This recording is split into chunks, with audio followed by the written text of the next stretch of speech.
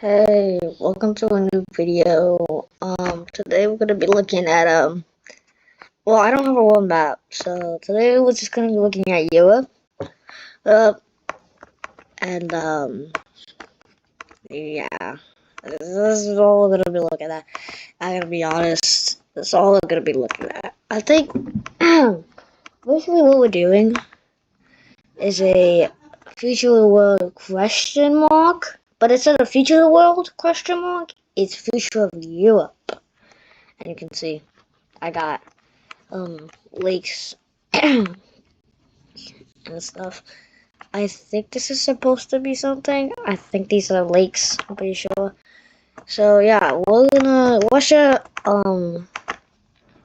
obviously has a bunch of land.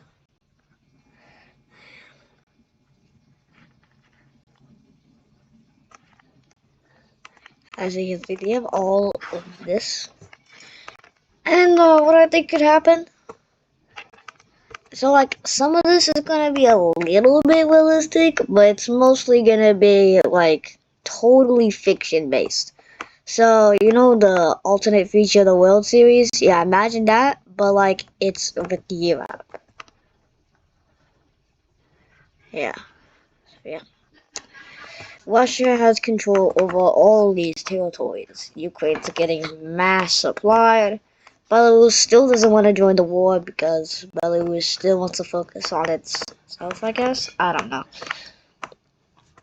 Romania is starting to send secret military volunteer groups into Ukraine through its southern border, which actually helps Ukraine push back the Russians a little bit, right around here. It's a very big map. Let's go to this back. So yeah, imagine to push these guys around here and stop pushing over here, while also focusing on the Kursk invasions, which I think there's one right here. So yeah, this one's gonna expand a little bit, push back against the Russians, and then hold its ground. While the one on right around here, yeah, is going to push and push back against the Russians, and even start a little thing up here to encircle these troops. But they are still holding the ground, or they're able to do. Ukraine tries to send troops to here, but it's failed. But they do. Only thing they are successful at is getting a little bit in and hold that off.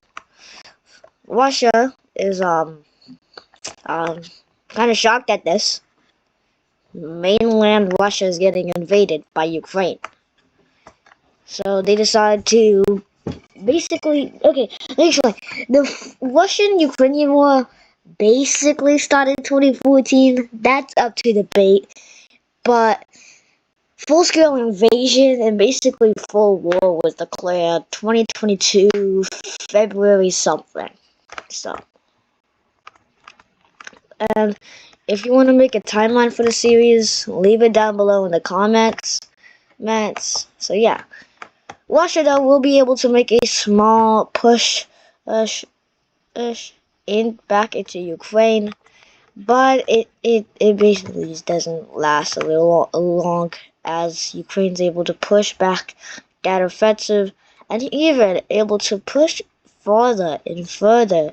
And yeah, starting something over here, yeah, possibly a spearhead to encircle troops, and also which also appears over here. Russia is kind of now sending troops through this corridor. NATO Romanian battleships are going through here as a daily exercise, right? Or a month or yearly, once a year exercise. Actually, monthly exercise. But then, due to a huge wave, the ships are knocked out of balance and come rolling down over here and land right here. Actually, no. As a a little small earthquake happens here, which causes a tsunami, and a small landslide, which causes a tsunami, which hits the ships, causes it to go on balance again, and slowly gets stuck right here. Russia, noticing this, is like, yo, why are you over here, man? Get out. And they see this as an act of war. So Russia is, like, yo, Romania, why did your ships get lost? And Romania did not even know about this. So they call the captain of the ships and like, yo, why are you in Crimea, bro? Get out of there. And the ships can't because they're stuck. They're literally stuck. They're all just in this one small area. Only one ship's right here. That's kind of unstuck. Still a little bit stuck. Imagine if they got stuck right here. Oh man, they'd be done for. With this, Russia now distracted, Ukraine finds it easier to push into here. As Russian troops are going through here, they have to stop up and control the area as these guys are doing this. So basically, Russian troops are all over here. But they aren't over here. So, this means these guys quickly fire and blitzkrieg over here, reaching into the Black Sea and cutting off Crimea, which weakens the soldiers. They are able to keep pushing back as the soldiers have to rush home to get resources and try to do a flyover. Bombings in this area do happen, but they are not strong enough to hurt any Ukrainian soldiers. Just only a couple die. And now, the Ukrainian-Russian war is looking like this. NATO members are like, yes, let's go! Yes, we finally did it! We did it! Yappy Ukraine! Good job, Ukraine! Good job! It's like, yeah, Ukraine has a celebration all across their country since they were able to connect map of the Black Sea. They already have this part of the Black Sea, but Russia and stuff,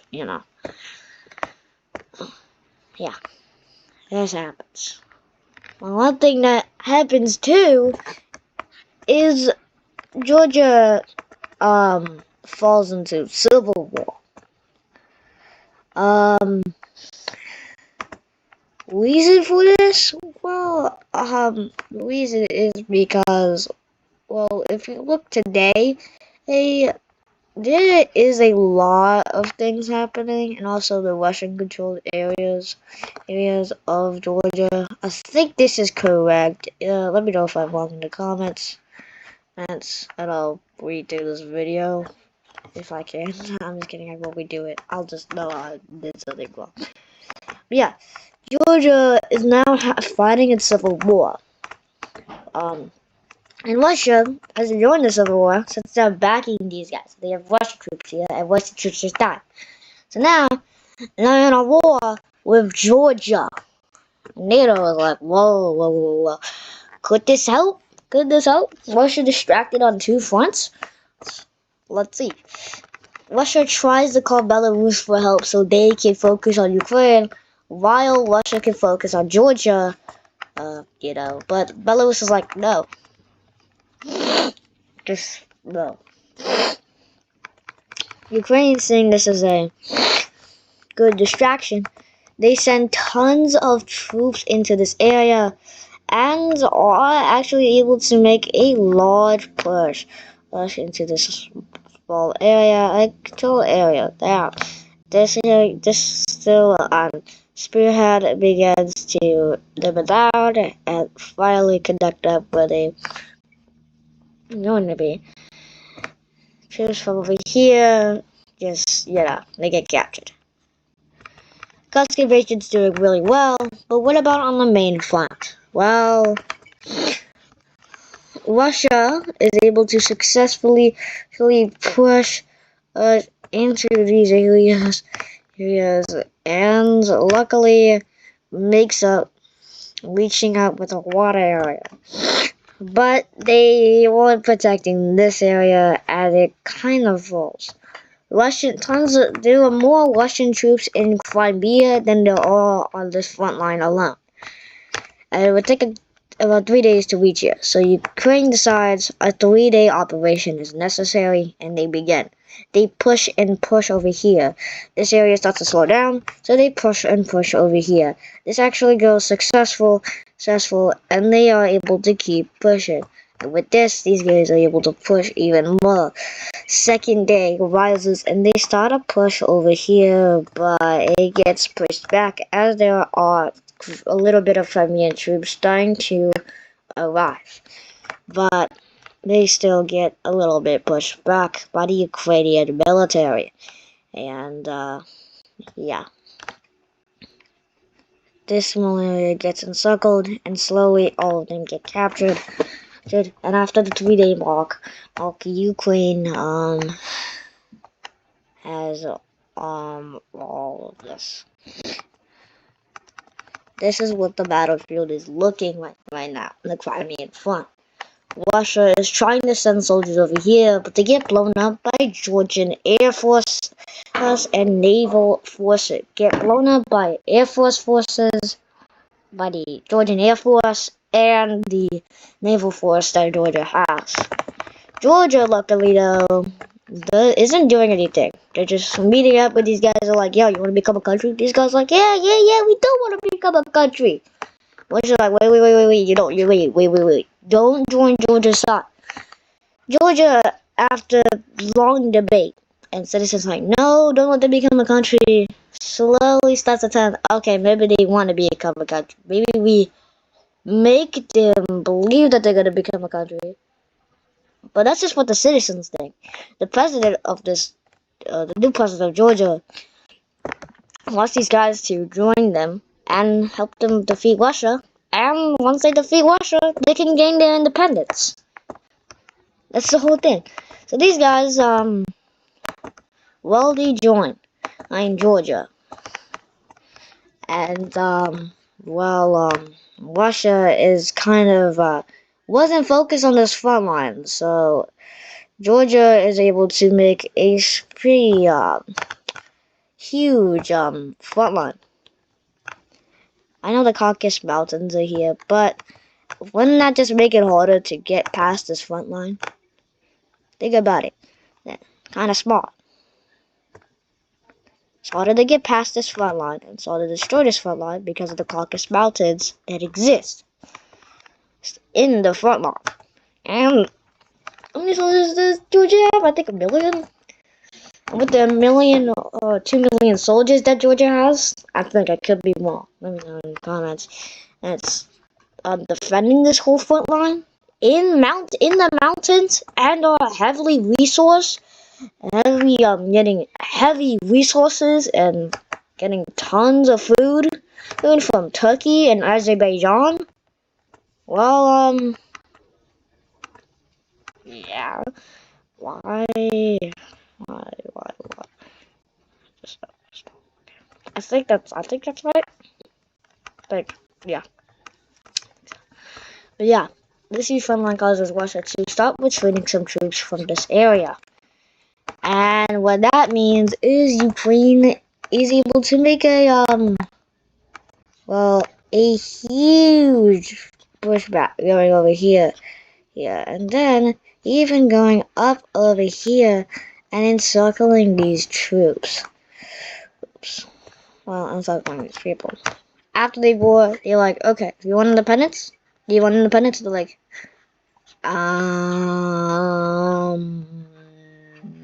we want to be part of Russia. I'm like, no, you can't be a part of Russia. Because I will expand Russia, and if Russia expands, they get more territory, and they get more civilians, which means they can turn the civilians into soldiers. And if Russia has more soldiers, they could declare war on us again and possibly defeat us. That's what citizens think, by the way. So, and also the military. So yeah, they're pushing and pushing, and start a major push over here that starts to slow down and is pushed back only a tiny bit. over here, things start to turn into a Ukrainian victory. Yeah. Now, I'm not saying this would happen. This is obviously totally fictional. Ukraine sends boats through here, makes a landing right here, meeting up with these guys all over, and yeah, Ukraine finally building a navy is, does Ukraine have a navy? I know there's some landlocked countries that just don't have a navy. Like, they aren't supposed to have a navy.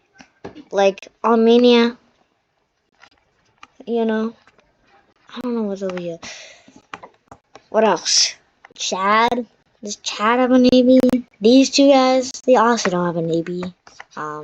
These guys, let me know if they do actually have a navy. I don't know. Yeah, this is what the Ukrainian-Russian war is looking like. Russia is deciding to finally make peace with Ukraine.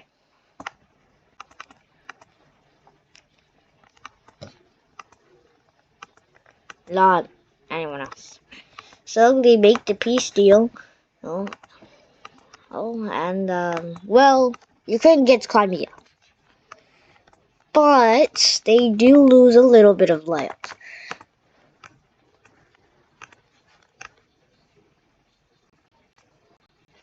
Wait, is that even it?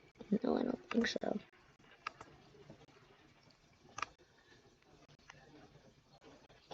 They do lose this small little area right here. And that, well, peace treaty, it's forced to become its own country. Well, it becomes like a Russian puppet state. It's, let's just make it look like a Russian puppet state. It's kind of basically a Russian puppet state. So yeah, Russia, puppet state. Versus Georgia. What are they gonna do? Well, they're gonna fail miserably. They tried to put tanks in the mountains, but Georgia steals those tanks and uses them to roll down the mountains and creates a hurtling force.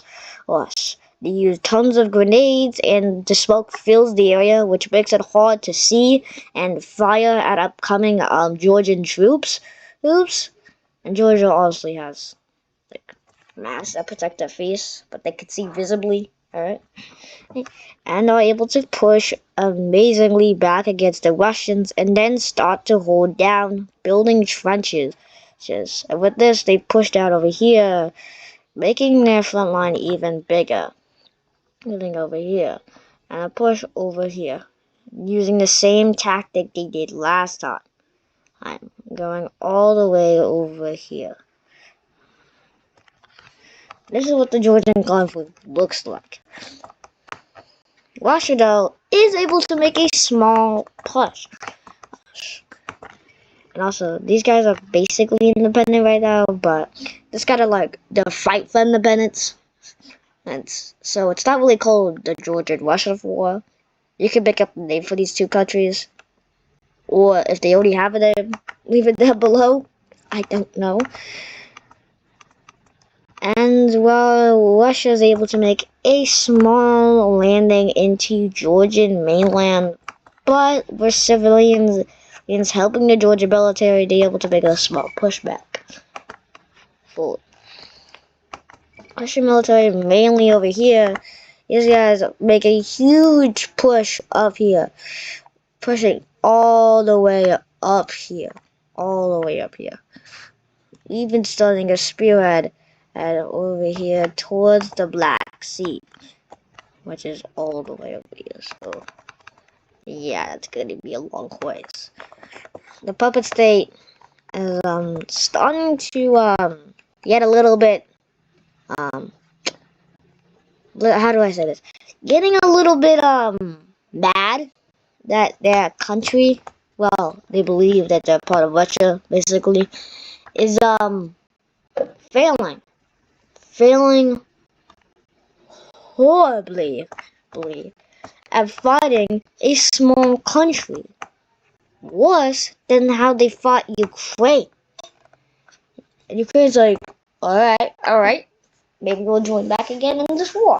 And these guys are like starting to become too unstable, and Russia is starting to slowly not have its grasp on it anymore. And Georgia sees this as a perfect opportunity. As Russian troops begin to retreat out of this area, trying to go back at its mainland, they are chased down by the Georgian army. Chased and just chased. I mean, they already in the Black Sea, but like another question. And they are pushed, and they are just getting chased and chased and chased and chased and chased and chased all the way. Just getting chased all the way, guys. Some troops get encircled and killed, but they still are just getting chased. And look at how far this chase goes on for, man. When this happens, well, this whole side falls.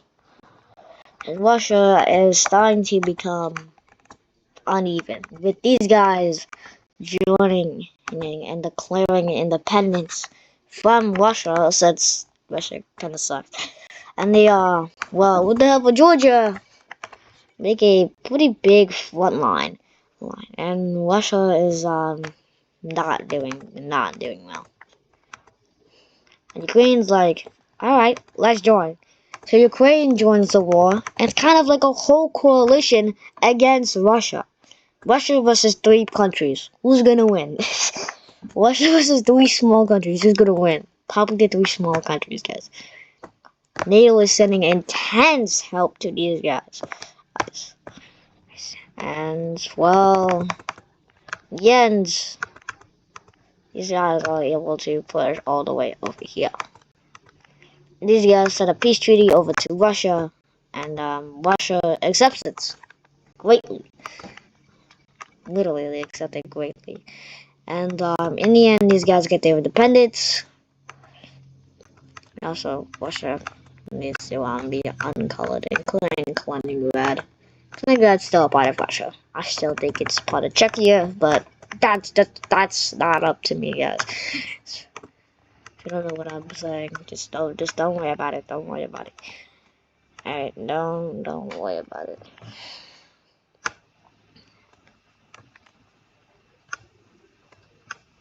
So yeah, this small country up here is over here, getting independence, and another country over there. Yeah, independence. And Georgia has 2 countries that have gained independence. Oh, Cyprus. Cyprus, well, they, guess what they're doing? They're getting declared war on. By who? Turkey. But, NATO doesn't really like this. I'm just gonna say this about Turkey, okay, guys.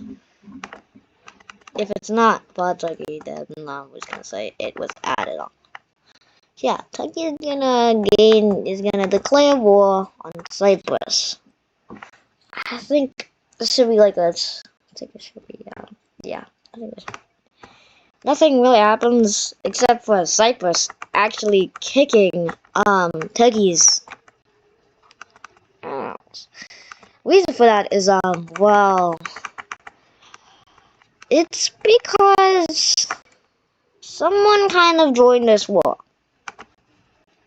Egypt, Jordan, and Saudi Arabia joined this war. Why? Well, because they kind of want to protect Cyprus from these guys, including Kosovo. But I don't even know why Kosovo is joining this war. And I think we should see how this war plays out. Do you guys think it's gonna be a Turkish victory, or do you think it's gonna be a Cyprian victory? I don't know, Cyprus victory, or do you think Cyprus is gonna win? Let me know down below in the comments who you think is gonna win, or I just can make a post and like do a poll. who's gonna win, Cyprus or Turkey. So yeah. If you guys enjoyed this first episode, if you'd like to become a series, let me know down below in the comments. The goal for this video is 3 likes. You gonna get it? We get 3 likes. If we get 3 likes and one and like a couple comments saying, we should make this become a series, then it'll become a series. Yeah. Alright. Hope you guys enjoyed. Bye.